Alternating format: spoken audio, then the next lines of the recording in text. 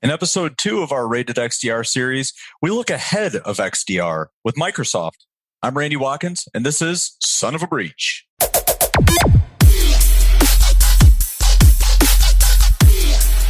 Entering the security space with mixed reactions, Microsoft has quickly risen in both capabilities and rankings among third parties like Gartner, Forrester, and MITRE. With the expanded capabilities coming out of Azure Sentinel that ties Microsoft portfolio together with additional data feeds that enable customers to detect threats earlier and respond more effectively, Microsoft is really bucking the reputation of Windows Defender circa 2016.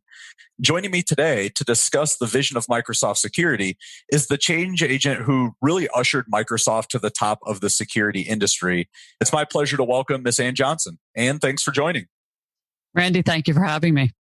Now, with a title like CVP of Security, Compliance, and Identity, kind of a mouthful of all sorts of different disciplines, can you quickly walk us through your role at Microsoft and what's currently demanding your time and attention? Yeah, that's a great question. So we think about security, compliance, identity, and management holistically. We don't think that you can actually, especially given the increase in regulations globally and the increase in attacks, and our customers need to operationalize things in a much more seamless way. We don't think you can separate the things. So that's why the titles, sound long, right? But it's because of our holistic way of thinking about it. In my day job, I am currently responsible for our business development, and people often ask what that means. It means that I have the best job. I get to do things like acquire companies. I get to think about our most strategic partnerships and also think about our 3 to 5 year goals. What are we trying to do in the future? So it's a fantastic role to be in, and I'm excited. We just recently announced our Risk IQ acquisition, and we will continue to do things that are very strategic from either an acquisition or a partnership standpoint. Yeah, 100% agree with the kind of melding of all those things together, security, compliance, and identity. We're certainly seeing a huge push in identity right now as attackers go after credentials and try to take over accounts to leverage for lateral movement. So I kind of see why you're pulling all those things together. And congratulations on the Risk IQ acquisition. Thank you. Now, you joined Microsoft in 2015 when it was, honestly, more of a punchline in security rather than a player in security. What was it that intrigued you to make that leap? I'm going to tell you, it's a little bit of a funny story. So when Microsoft called me, it was July of that year, and I flat out said no. I said, I'm really, Microsoft and security doesn't even go in a sentence in my mind, right? And it was an old friend of mine who had referred me to the job. So when I said, to the recruiter, he called me and he said, look, I just need you to go talk to Microsoft. You're making me look bad. Can you just go have a conversation? I said, fine, I'll spend the time out of respect for you, right? And, out of respect for Microsoft as a company, but I'm not interested. I had this vision that Microsoft had acquired at that point in time, Adallam and Aorata.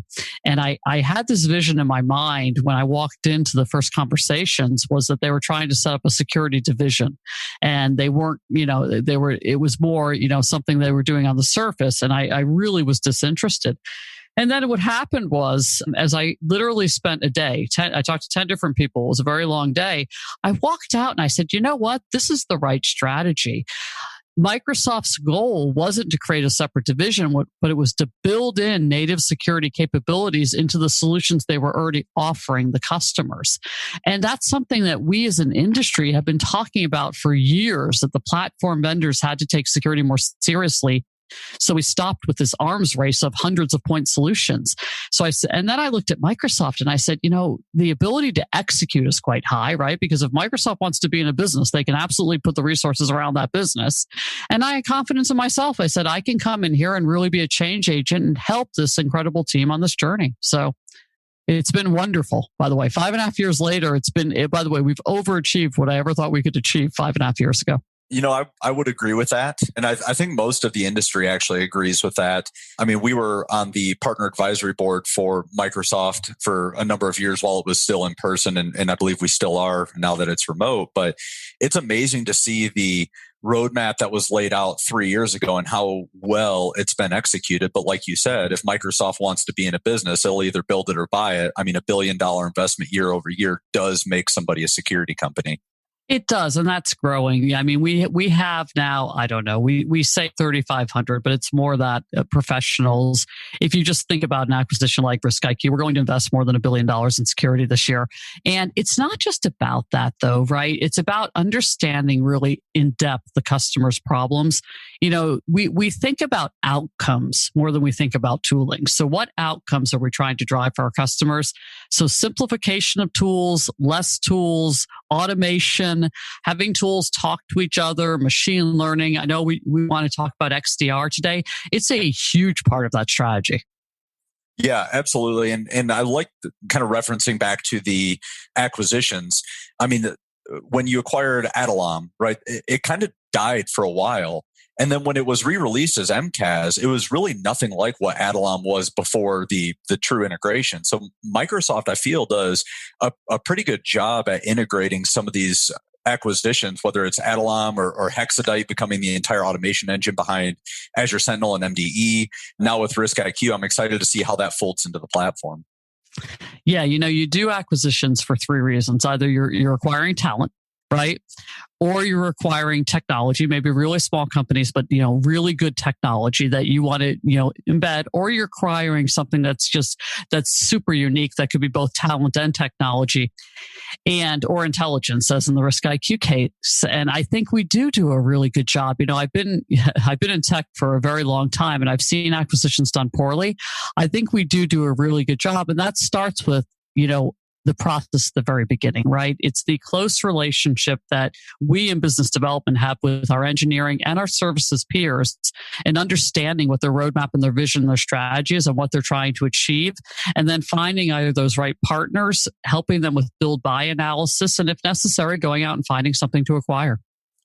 Now, that's an interesting take looking at the M&A strategy, because larger organizations are not typically known for their agility and adaptation. And I'm positive that was the thought that went through most security experts' heads when Microsoft really started to claim they were entering the security space. So how do you go through that process of doing build versus buy when, it seems like every single vertical inside of security has multiple startups dedicated to it? How does Microsoft stay competitive in those situations, and how do you determine that build versus buy? Yeah, it's such a great question. And I'll tell you that I have a unique lens on. So I spent my first 4.5 years at Microsoft building our go-to-market engine, hiring salespeople, hiring pre-sales people, hiring services people, building up, working with the marketing and engineering teams to try to drive the go-to-market. I was asked to move over because we didn't have the capability in business development. So I was asked to build a business development team. And you probably know this. I grew up as a salesperson in this business, right? So now you have a salesperson leading business development, which, a few people, I got a few eye rolls for that, right? But I think about it differently, right? I think about our need to be agile. I also think about velocity a lot. So when we're thinking about strategic partnerships, we need both quality and quantity in some cases. So as part of my team, all they do is work on partnerships, right? If you saw the announcement we made on security with SAP, that came out of my organization, right?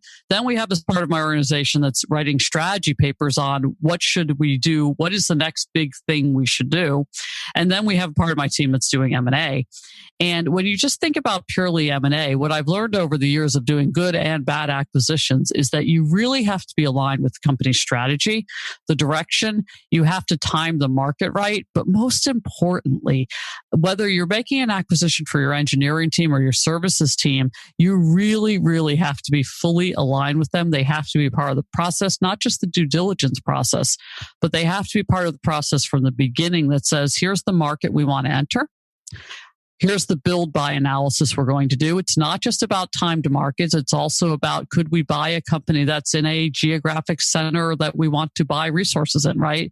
We don't necessarily want to spin up a bunch of engineering, 20% engineering centers globally, because that doesn't always scale. All those things go into consideration. And then you think about, time to integration versus time to build.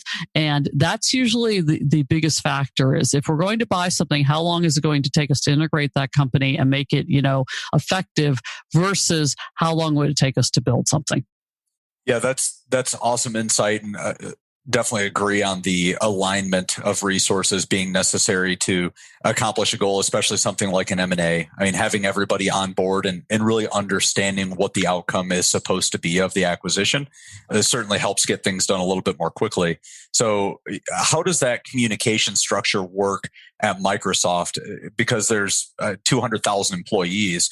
How are those communications taking place in a way that's scalable? Yeah, so we're very matrix oriented to begin with. We're very proud of our matrix, by the way. It's how we operate. So you don't have this single authoritative voice here. You have a lot of people. So we drive alignment. When we start to explore something, it can happen one of two ways. Either engineering or services will come to us and say, hey, we want to get into X space. Can you go look at the landscape for us? Or in the landscape, meaning how should we play? What's tangential? What's natural? What's natural adjacency for us? Who are the competitors, et cetera? What's the market opportunity? What's the customer feedback? We do all of that research.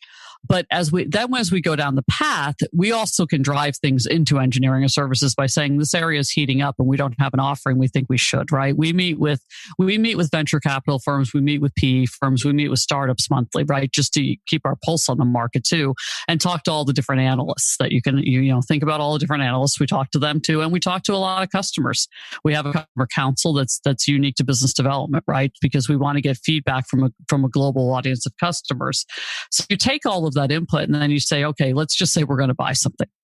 Well, then you have this cross-functional team that consists of engineering and marketing and services and finance and legal and HR. And think of a function. It's in there. Okay. So it's not just about the bankers talking to the bankers and negotiating the deal. It's about everyone else figuring out how we're going to integrate and operationalize. And we planned that from day one. How many heads does does customer support need unique heads to support this? Does customer success need unique heads? Does the sales team need unique heads? How many heads in marketing? Does business development need a head to support this? And of course, how many heads in engineering or services? So there's a whole committee that gets spun up and we all make unified and aligned decisions and come to a thesis together. So let's talk about Azure Sentinel. Because Azure Sentinel certainly gives you some flexibility to pull things in a little bit more quickly, given kind of how it's constructed. And it's really being pushed or positioned as a SIEM.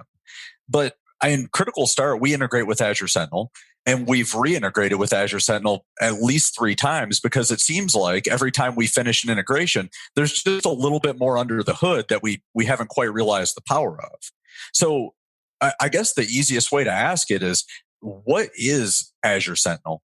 Yeah, so several years ago, and I'll say that, in context, Eliav Levy and Sarah Fender and Mahal Braverman-Blumenstick and I were in a room together and with a few other folks saying there has to be a better way to do incident and event management. And there has to be some cloud native, there has to be something more scalable, and there has to be something modern. So what are we going to build, right? And we made a decision that we wanted to build a cloud native SIEM. And we didn't think there was anything out there to buy.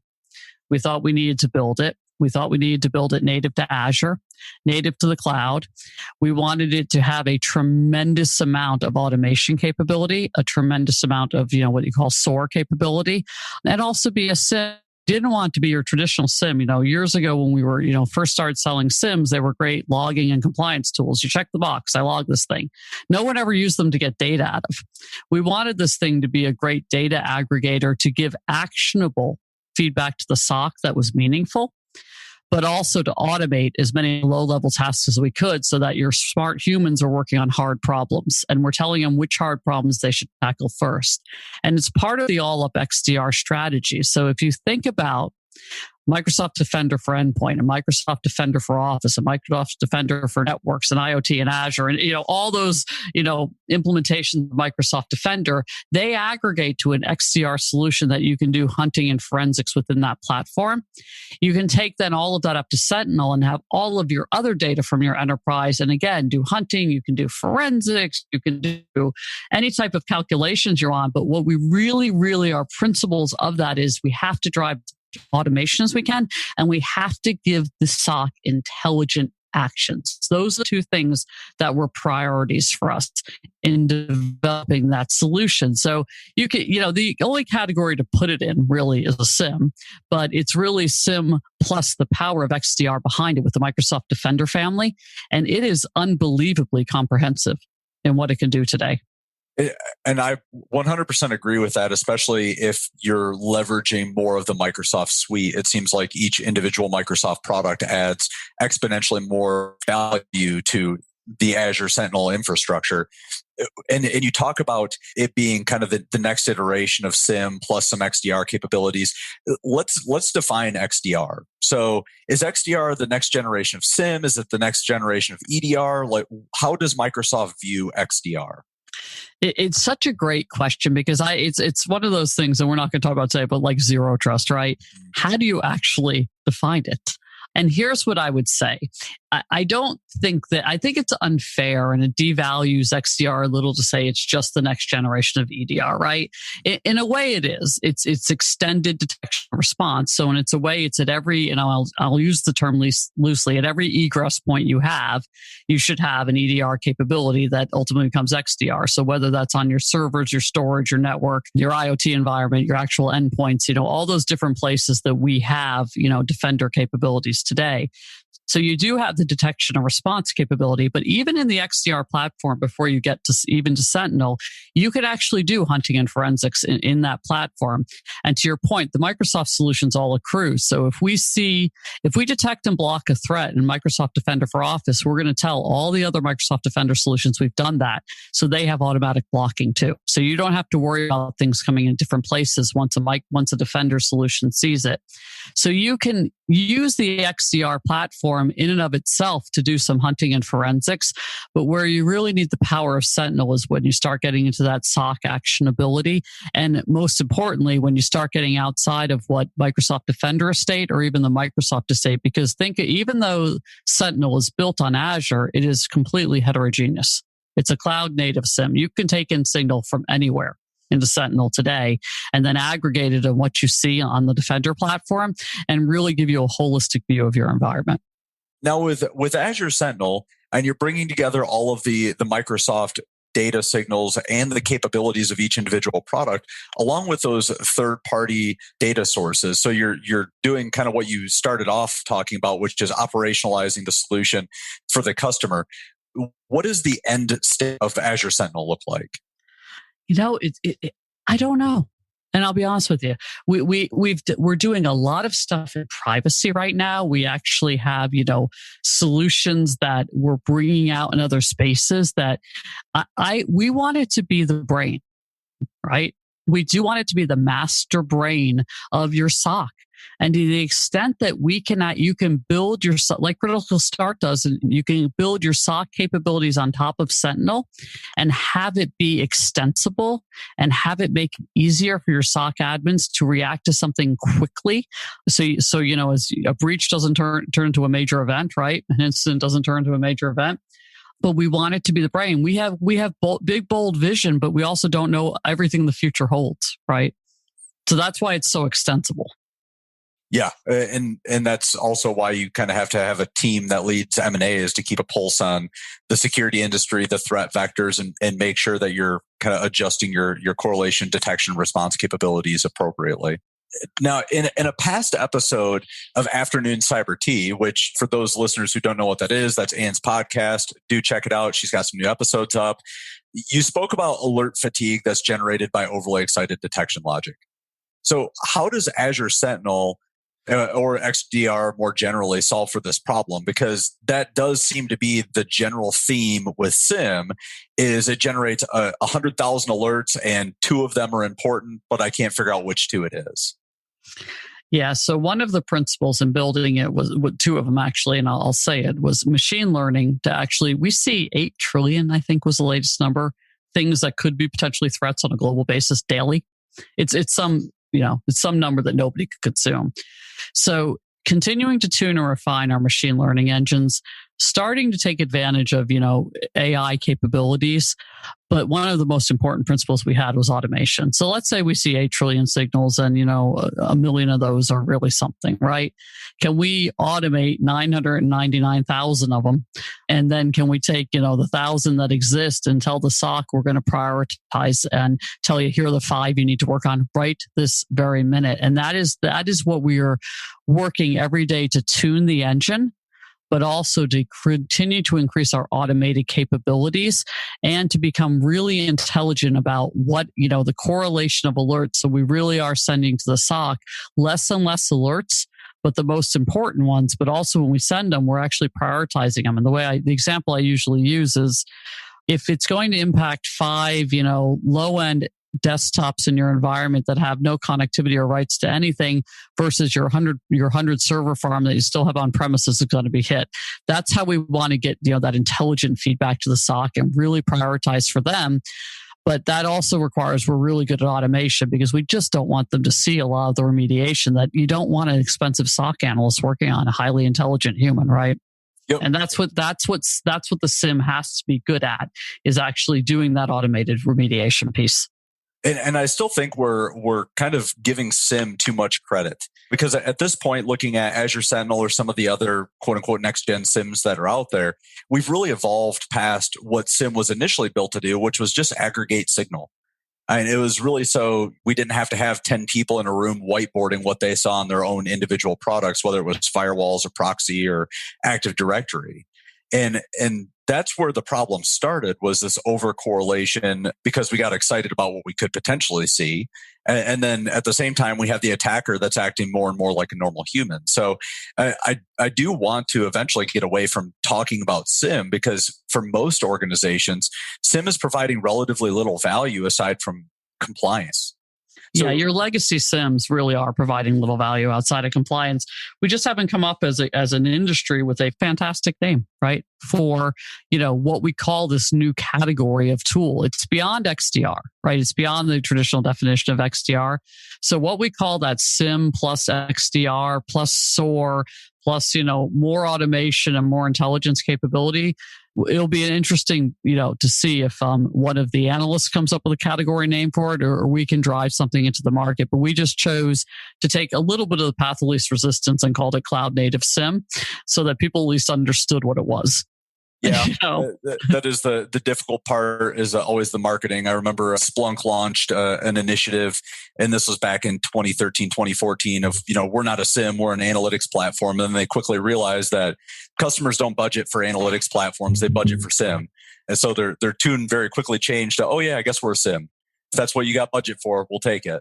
So yeah, that's exactly right. We do see manufacturers kind of go where the line item is, which unfortunately means we're still classifying products like Azure Sentinel with kind of the legacy SIM that is still causing a lot of the alert fatigue problems. That is correct. Now, we talk about the power of Microsoft together and the different products together, and there's trillions of signals. And what I found was really interesting the last time I was at Microsoft doing a tour is the security team actually looks at signals from not just the Windows operating systems, but also things like Xbox and the other services that Microsoft offers to consumers. So you're really seeing attacks across the spectrum, or telemetry across the spectrum that you can use to identify attackers leveraging, for example, Xbox to create a botnet. So how does that really manifest itself in security value for customers? Yeah, it's a really powerful story. So that anonymized signal from Xbox or GitHub or LinkedIn or other properties, right? As well as all of our enterprise signal. As you know, diversity of signal is actually more important than volume of signal.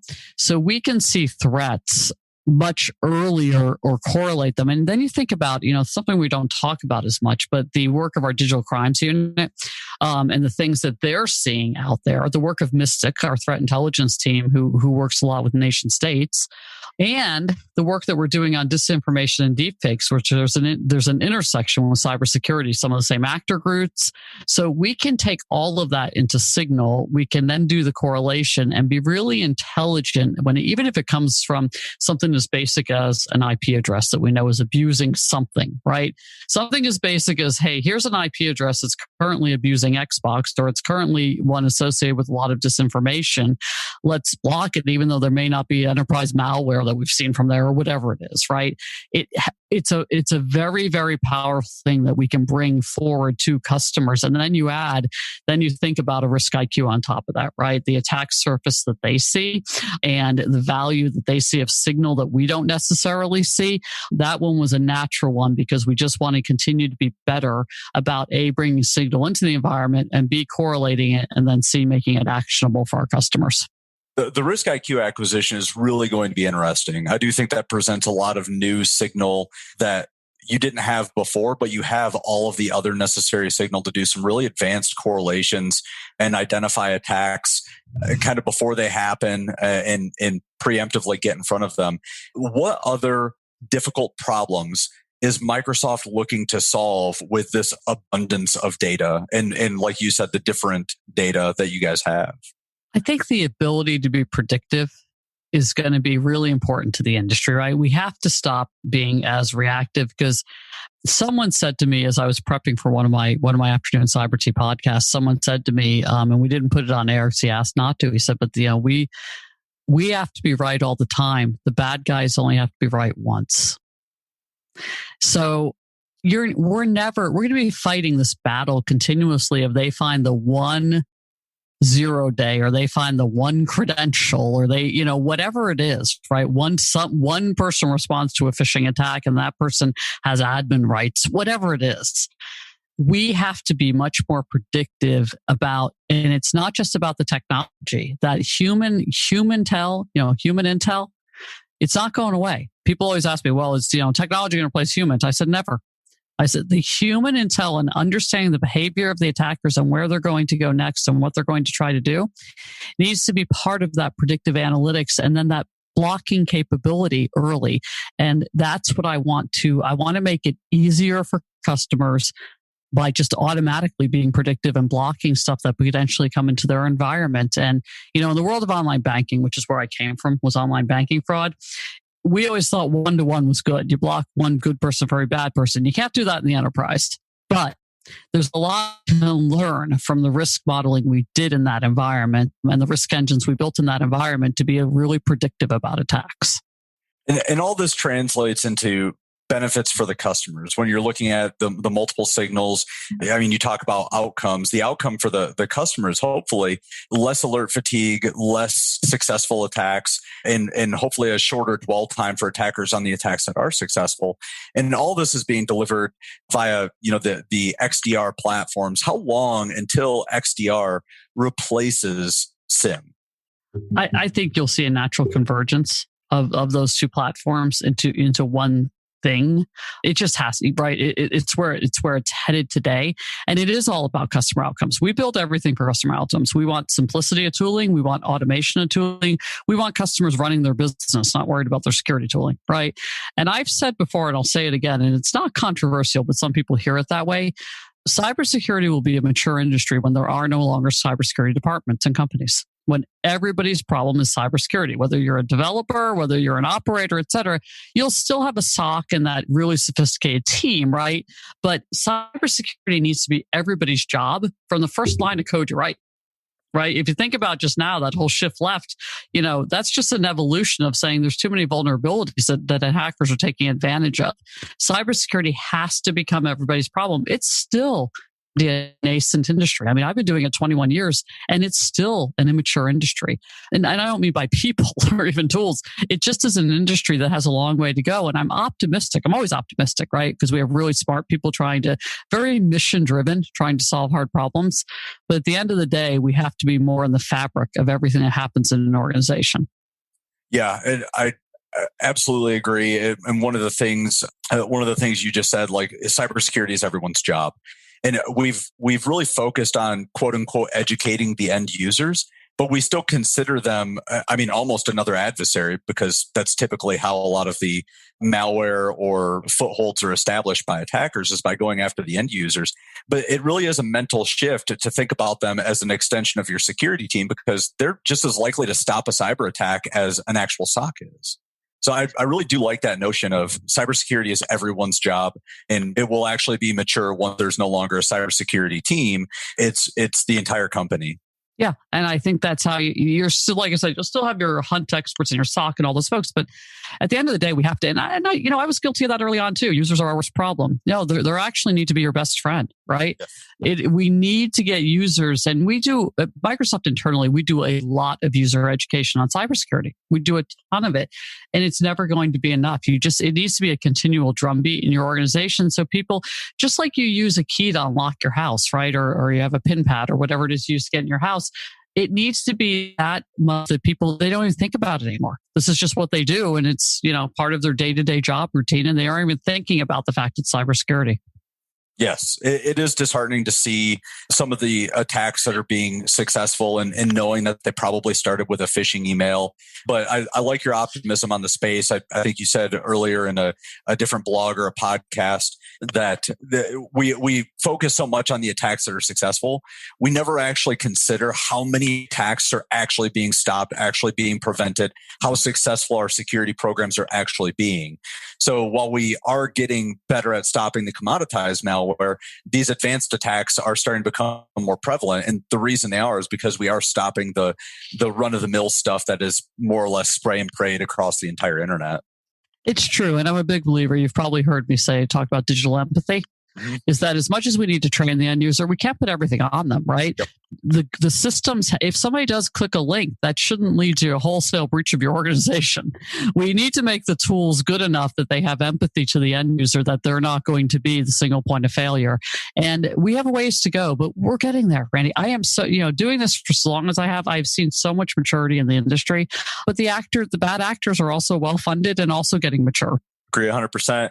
And thanks again for joining and giving us a look behind the scenes of the Microsoft strategy. We're seeing a huge adoption of the entire portfolio and kind of E5 in general.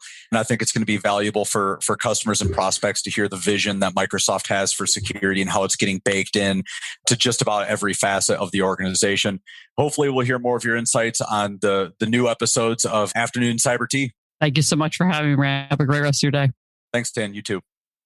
That's it for this episode. Be sure to follow us on all the socials so you can see when the next episode of Rated XDR drops. And we will see you then on Son of a Breach.